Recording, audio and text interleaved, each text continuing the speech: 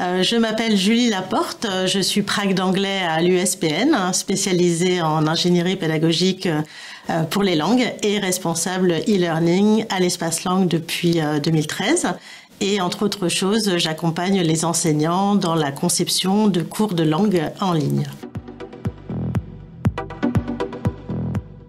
Quand ChatGPT est sorti, nous y avons vu une plus-value pour l'apprentissage parce que ça permet de pratiquer en autonomie et de recevoir un feedback qui est immédiat, détaillé et individualisé, ce qui peut aider évidemment à progresser en langue.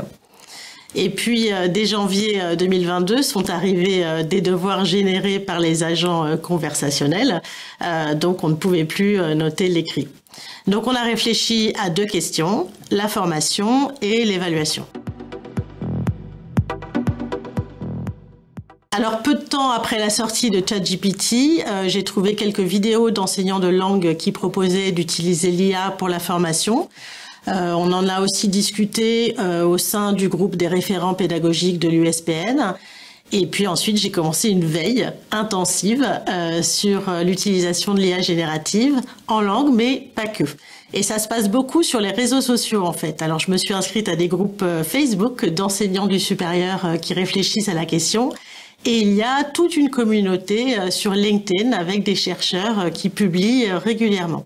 Et je me suis même inscrite sur Instagram et TikTok pour avoir accès à des vidéos qui m'ont été utiles. Et avec l'équipe e-learning, on a testé, et puis on a décidé de l'inclure dans les cours en ligne dès 2023, en intégrant au fur et à mesure ce que je trouvais dans ma veille quand cela nous paraissait bénéfique pour l'apprentissage. On a intégré l'IA générative de deux manières. D'une part, on s'en est servi pour faire pratiquer l'interaction écrite et orale en synchrone, comme si le chatbot était un interlocuteur réel, donc on va lui faire faire un jeu de rôle avec l'étudiant. Et d'autre part, on s'en est servi comme tuteur pour que les agents conversationnels fournissent aux étudiants une rétroaction, un feedback, un retour sur les productions écrites. Si je prends l'exemple de la production écrite, pour que les étudiants reçoivent un retour individualisé du générateur de texte, ce qu'on va faire, c'est que en amont, on va définir une tâche, des consignes et des critères d'évaluation, comme d'habitude. Mais en plus, on conçoit un prompt, c'est-à-dire des instructions pour que le chatbot aille corriger la production écrite de l'étudiant selon les critères d'évaluation qu'on aura définis. Donc l'étudiant, il va faire son devoir normalement, puis il va coller dans le chatbot le prompt qu'on lui a donné, puis sa production écrite.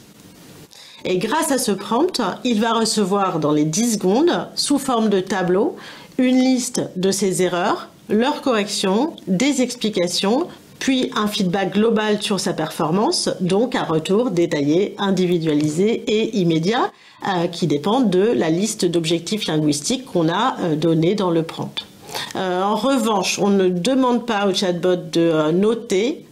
Ça pourrait certes aider l'étudiant à se situer, mais ce n'est pas vraiment fiable d'après nos tests et ce n'est pas indispensable. Et nous non plus, on ne va pas noter ce travail, c'est bien du full formatif pour l'écrit. Et puis ce qu'il faut savoir aussi, c'est qu'on n'obligeait pas les étudiants à se créer un compte. Maintenant, on peut ne pas entrer ses identifiants, mais au début, c'était pas le cas. Et puis c'est arrivé qu'ils ne souhaitent pas créer un compte, et dans ce cas, il y a la possibilité de soumettre une production écrite traditionnelle évaluée par l'enseignant. D'abord, les progrès. On va montrer aux étudiants qu'on peut progresser grâce à l'IA générative, qui va pas servir simplement à faire le travail à leur place, mais qui peut leur proposer un cours particulier.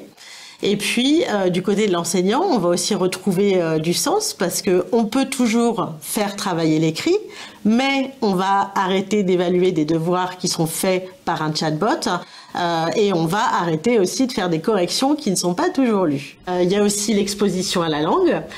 Comme l'enseignant n'a plus à corriger, il n'est plus limité dans le nombre de sujets qu'il propose, ce qui veut dire que l'étudiant va avoir plus d'occasions de pratiquer. C'est très utile aussi pour les grosses cohortes parce que quand on a 100, 200, 600 étudiants en ligne dans un cours, 2 cours, 3 cours, on va pas pouvoir corriger une production écrite par semaine alors que là, ils peuvent s'entraîner régulièrement. Alors, on va évaluer différemment. Pour l'écrit, il va y avoir des évaluations en présentiel. Et puis, pour l'oral, qui reste problématique en devoir maison, on va demander un réinvestissement de ce qui a été étudié dans la séquence et on va donner plus de poids au soft skill qui est la performance orale. Et puis, pour les compétences linguistiques, on va mettre l'accent sur la prononciation. Pour pratiquer la langue, j'estime que c'est un bon outil pour la formation. Et puis pour l'écrit, il faut se demander à quoi on veut préparer les étudiants d'aujourd'hui. Ce qui revient, c'est qu'il faut se tourner vers l'évaluation non plus du résultat, mais du processus et sur le regard critique. Par exemple, ce qu'on a testé avec les niveaux avancés dans un cours où on a quand même gardé des écrits avec un petit coefficient. On va donner la réponse de l'IA à un sujet de devoir, donc on leur donne le devoir et on leur donne la réponse générée par l'IA, et ensuite on leur donne une grille d'évaluation. Et l'étudiant doit évaluer la réponse de l'IA générative avec cette grille. Et si l'étudiant a décidé de travailler avec l'IA, il va pouvoir lui envoyer des prompts pour qu'elle améliore le texte. Donc on est dans la co-construction et c'est ça qu'on va pouvoir évaluer. Mais on va aussi évaluer le regard critique, la nuance, etc. C'est-à-dire tout ce qui, sans participation humaine, n'est pas ce que les IA génératifs font le mieux. Mais avec les étudiants des niveaux plus faibles, là c'est plus compliqué d'évaluer l'écrit en ligne, donc on continue à réfléchir.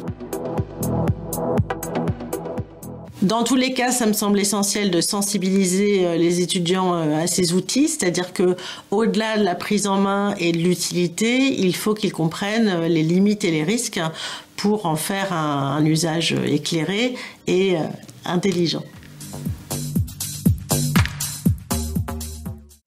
Et dans notre exercice, ça a été une expérience que c'était la première fois que je faisais. Et c'est vraiment, c'est facile et c'est rapide et il corrige très bien. La manière qu'il faisait, c'est plus précis. Je pense quand on est dans la classe, c'est un petit peu difficile. On est beaucoup de personnes, beaucoup d'étudiants. On n'a pas beaucoup de temps de poser des questions. Mais avec ChatGPT, c'est facile. On peut faire dans le train, en route, ou à la maison, avec l'ordinateur. J'utilise le chat GPT et j'aime ça car cela m'aide à apprendre le français.